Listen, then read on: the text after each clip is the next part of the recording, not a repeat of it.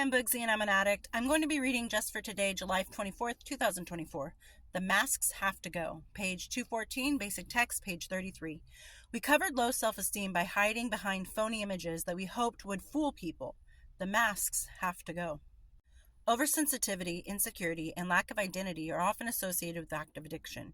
Many of us carry those into recovery. Our fears of inadequacy, rejection, and lack of direction do not disappear overnight. Many of us have images, false personalities we have constructed either to protect ourselves or please others. Some of us use masks because we're not sure who we really are. Sometimes we think that these images, built to protect us while using, might also protect us in recovery. We use false fronts to hide our true personality, to disguise our lack of self-esteem. These masks hide us from others and also from our own true selves. By living a lie, we are saying that we cannot live with the truth about ourselves. The more we hide our real selves, the more we damage our self-esteem. One of the miracles of recovery is the recognition of ourselves, complete with assets and liabilities. Self-esteem brings with us recognition. Despite our fear of becoming vulnerable, we need to be willing to let go of our disguise. We need to be free of our masks and free to trust ourselves. Just for today, I will let go of my masks and allow my self-esteem to grow. You're not who you used to be. You're not that addict sitting in the dark packing another bowl, drinking another drink, shooting another shot, downing another pill. You aren't. That part of you is behind you. That part of you is dead. Who you used to be doesn't exist anymore. And therefore you need to make some changes in life because who you used to be isn't who you are today. So when you put that mask on to pretend to be somebody else, to please other people, you're paying homage and putting that addict on a pedestal of being something important. Because the addict that you once were, that addict is not important. And when you try to mask who you are and pretend that you're all right, everything's good, everything's cool, then all you're doing is keeping that addict alive, because right now it is so important to be transparent. Now, that's not to say that you need to go out and tell everybody your story, by every grim detail, by every minute detail of your addiction. You don't have to go out and do that, but be transparent with yourself and with others. When I first got into recovery, I should say, because there, like I've said before, in my opinion, there are 3 steps to addiction. There's active addiction, there's sobriety, and there's recovery. When I got sober, it was extremely shameful and embarrassing to tell people my story. I kept that mask on for as long as I could. But once I started reaching that point of recovery, I started to realize that I can keep it a secret. I can pretend like everything's hunky-dory. But it's not going to help me heal, because I'm lying to myself while I'm lying to others. When people ask me, how are your girls doing? Some people who are very close to me who just didn't know because I had cut them out of my life, not because I didn't want them in my life, but because I was ashamed of the addict that I was. They didn't even know I didn't have my girls. And in the beginning, when I was getting sober, people would ask, and I would just be like, oh, they're fine, they're good. They're good. She's doing this, she's doing that, she's getting bigger, blah, blah, blah.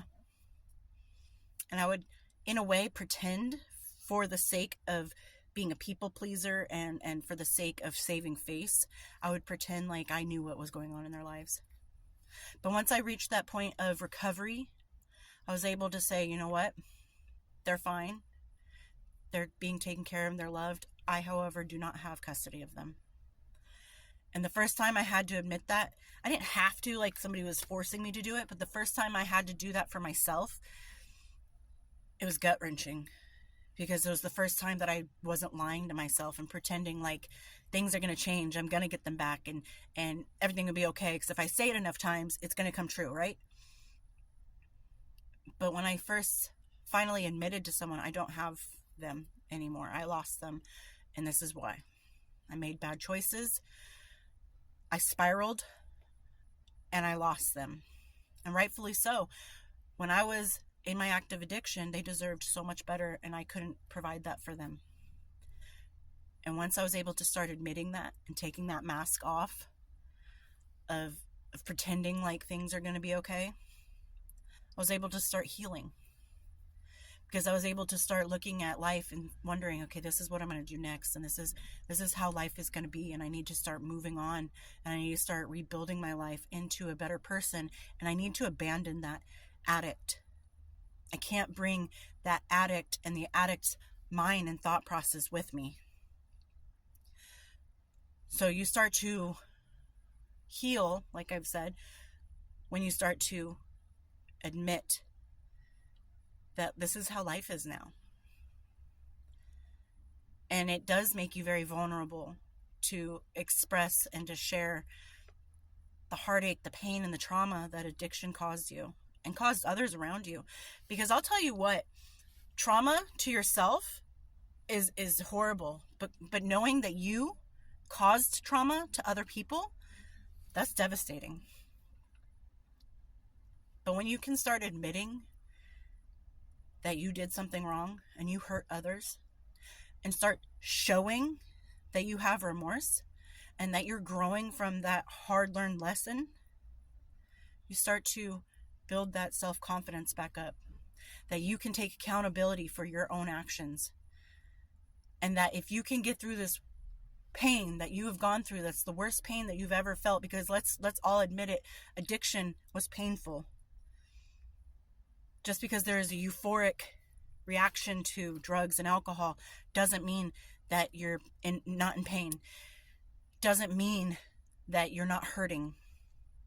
The drugs and the alcohol just numbed that pain for a little bit longer so that you can just ignore it for a minute.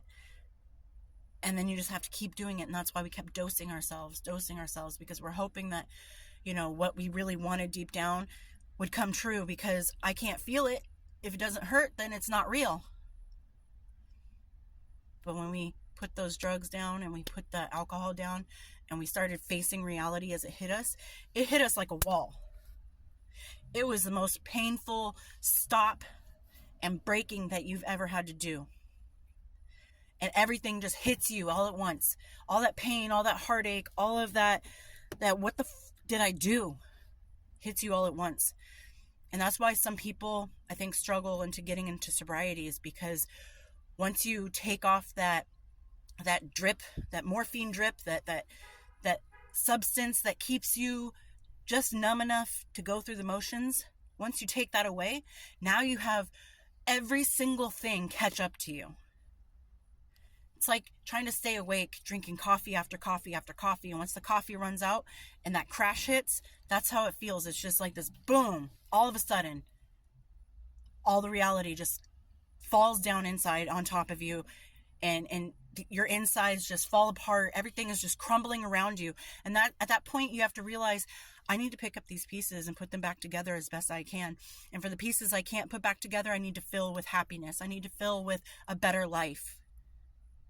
I need to relearn how to love myself. I have to relearn how to fix my problems without having to use substances. And when you take that mask off and you show the world who you really are, you'll start to realize that smile is real. That this joy is an honest joy that you have earned and you have fought tooth and nail to get. You are not the addict you used to be. You are not that person. That person doesn't exist anymore. Don't ever put that person, that addict, on a pedestal. Do not put that addict in your forefront for people to see. The fake person. The fake, everything's okay, I'm okay act that you put on. Because I know we all had our ways of pretending around people, and people might start getting that suspicion. Are they on drugs? Are they drunk?